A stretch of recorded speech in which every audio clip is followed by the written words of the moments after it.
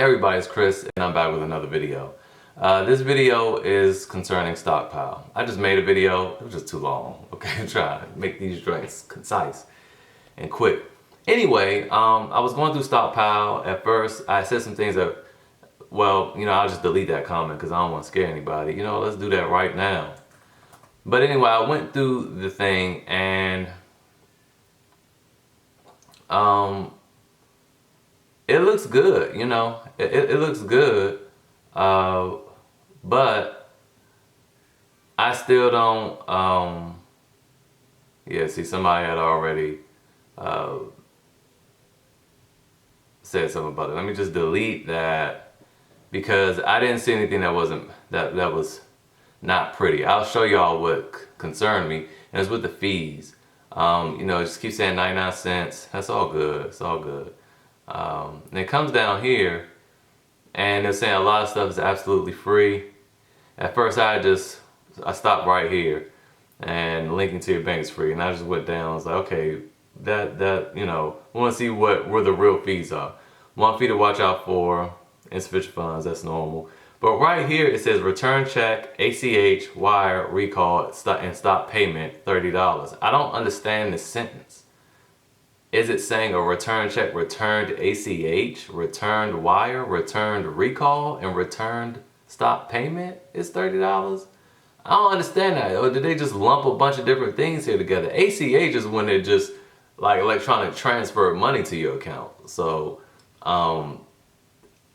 it first looked like it was gonna be $30 to withdraw your money. I'm like, I only got $20 in there. I'm negative. So, but it goes, I went back up here and it says, incoming cash transfers are free. It's free to put money in there. Then they skipped, and then right here it said outgoing cash transfers, ACH, are free. But down here it said ACH is $30. I don't know what that means. I would ask them the question before you really get into that. Like, what is $30 to turn to ACH? I don't know. So I would assume, wouldn't assume nothing, to be honest with you. I would just ask them that. But other than that, it makes sense. I was wondering how they charging 99 cents, but it all makes sense. What they do is they just take a bunch of orders in, all right? And then at the end of the day, they take those orders and buy stock according to how many orders they got. All right, so you don't have any control over the purchase price of the stock. Once upon a time, you didn't even have control over the stock that was purchased. It seems that you do now. So anyway, a lot of brokerage companies like TD Ameritrade or Scottrade or something offer free trades, and they offer free money depending on how much money you open the account with. If they have free trades, because I think I have a few hundred free trades with TD Ameritrade. Let's say they have free trades and they're only buying and selling stock once a day. They have these free trades, or the trade is only $5 or something like that, and you had 50 people say today, oh, I want to buy Amazon, which I'm going to get to. I want to buy Amazon. Okay, so that's $50 in fees that they've charged a bunch of people, but they only got to buy that one time. So they made a whole bunch of money. Does that make sense? So they either made, if the brokerage company only charged them $5 for the trade, they just made $45. So that's where they're making money, which is, actually kind of brilliant, but at the same time, it seems risky because let's say 50 people, let's say only 10 people wanted to buy Amazon today, which I'm sure that wasn't the case, but let's say 10 people and they only had $25 to put up. That's $250, but the share is $1,000.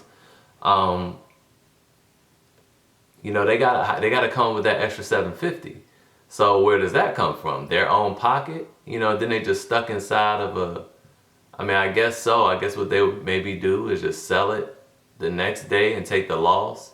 I don't know. I don't know how they would do that. I don't know how they do that. Now, I do know that there are brokerage companies that will allow you to buy a fraction of a stock, probably depending on how much money you have. And Ameritrade was one of them. I don't have millions of dollars in my account, so I gotta buy. I think I do. I really want to log in. I'm tempted to, but I don't want to do that on screen. Matter of fact. Anyway, let's just put it this way. I have done it. I have bought stock, fractions of a stock, but that was an account that had over $1 million in it. So, I don't know, I don't have that in mind.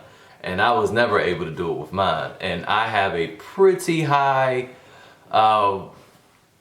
it still ain't nowhere near no $1 million. I can't do that. I don't have that. So, and maybe you need $1 million to be able to do that. And they should have over $1 million, definitely. So maybe they're able to do that. So, if that's the case, it works for them. But anyway, I say all that to say, would I recommend this to people? Yes. I would recommend it to people who had a lot of money to invest. And the reason why I would recommend it to them is because you can use a credit card. That's new. No brokerage company allows credit cards, man. You usually have to do cash. And so with that, I would not recommend that to a new investor because of the risk, and they need to learn first what they're doing before they start taking on extra risk like borrowing money to invest with. And when I say that sounds so funny because that's what people do when they buy houses and flip them or anything like that. You borrow, it's the same thing. I just still would become more educated before you jumped out there. I don't feel like there's anything wrong with it because I'm gonna probably do it, but for a new person, I probably would not recommend that. I also would not recommend this to a person that doesn't have a lot of money because people are buying into large cap companies, which is smart, but buying into large cap companies is smartest for people that have a whole lot of money. And let me use this for an example, and then this thing is going to be done. Amazon. Amazon right now is 1012. All right, and a year ago it was 752, I think. Yep, 752, and that's about a 38% difference. All right, so let's double check that math. 752 plus 38% is, oh, maybe it's like 35. It's like 35%. Okay, 752 plus 35% is about 1015. So yeah, about 35% in a year, and that's not bad. That's way more than you're gonna get in some CD or something crazy. Don't ever do CDs. There's a waste. So okay, so that's not that bad for a year. Now, if you only had $50 in there though, plus 35%, that was $17.50. $17.50 for a year is just not worth the time. I mean, I'd rather just enjoy my life with the $50. And let's just be frank, man. It's not worth it. It's not worth it. Then, it ain't really that much because you got to pay $2 in fees, and if you get a paper, well, don't do the paper check. Just make sure you transfer it to your bank account. You made $15, maybe $14, $15 in a year. That's not anything. Now there are other things you can put your money into. Let's say, all right, this is a stock I actually still own. Don't buy it though because it's at its peak. It's not when you want to buy stock. Weibo. Okay, I bought Weibo in April when it was like $50. Let's see, in April. Yeah, it was like $50. I bought it earlier in April. It was $50, and it did this, right? Okay, I knew it was gonna do this, and in May it did that. That day I sold it, except for $78. I'm sorry, because I just made this video. I wasn't sure. I think I sold it for like $78. I sold it for $78. That day it did this. Boop. I sold it then. And I got it back for free for no money on the 20th, something like that, back at $76. Though that was high at a peak, it didn't matter because I didn't have to pay for it. Dang, something made me extra light skin. All right. I didn't have to pay for it. I got it free. That's a whole nother video on how I got it free. So I got 50 shares of this company for free, and at this price. And and I just hold it because it was free money. I didn't have to buy. It's no loss or anything. It's just pure profit. So anyway, you know, you want to do this. You don't want to buy stuff when it's happening. Anyway, my point is, it shot up about 30% from here in April to May. I held it for like a month, and it went up the same amount that Amazon did in a year. So you want to pick stocks that's going to do that, and you can read the signs and know when the stock is about to do something like that. So, you know, and not only that, I still wouldn't recommend, if you got $25 that you could put aside a month, I still wouldn't recommend that, because again, you still made $15 in a month. That ain't bad, you know, but you could do better. Now, let me give you an example of something better. Let's go to, this is cryptocurrency.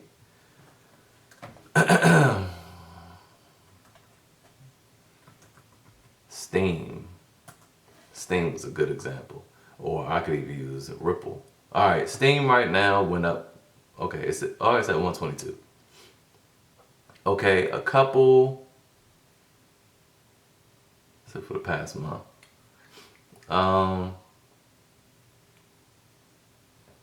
This is like probably like 3 weeks ago. Alright, you see this? Look, now it was trading up here, it was almost $2. Okay? And this is just within the last month. It was almost $2. Something happened that everybody knew was going to happen. And this is what I'm saying. You got to pay attention to the market. I was going to say something about Amazon, then for real, I'm done with the video. Jesus, it's 11 minutes already. Okay, look. Bottom line, stockpile is good.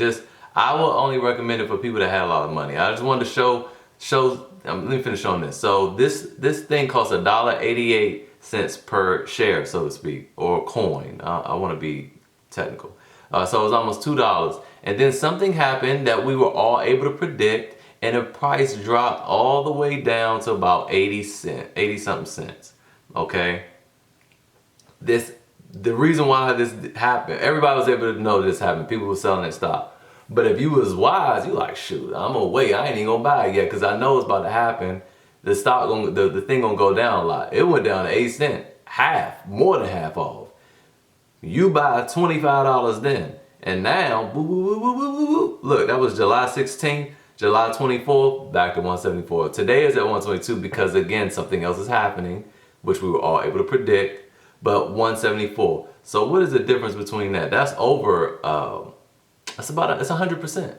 It's a little more than 100%, but let's just say 100%. And you had $25 in that. You made $25 in 8 days. All right, that's a whole lot better, okay? So I'm saying get involved with stuff like this. The more volatile, the better, especially when you can predict easily what's about to happen.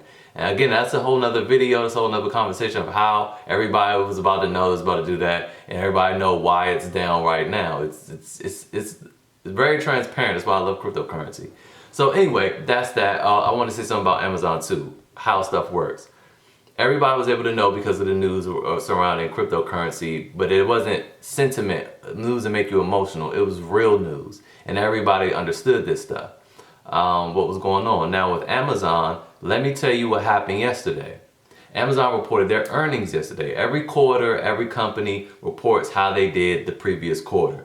The market makes estimates based on past performance, what they should do, what they should have done that quarter, okay? So far this year, 80% of the companies in the S&P 500, Standard & Poor's, top 500 companies, 80% of them have beat their earnings. Not met them, beat them, okay?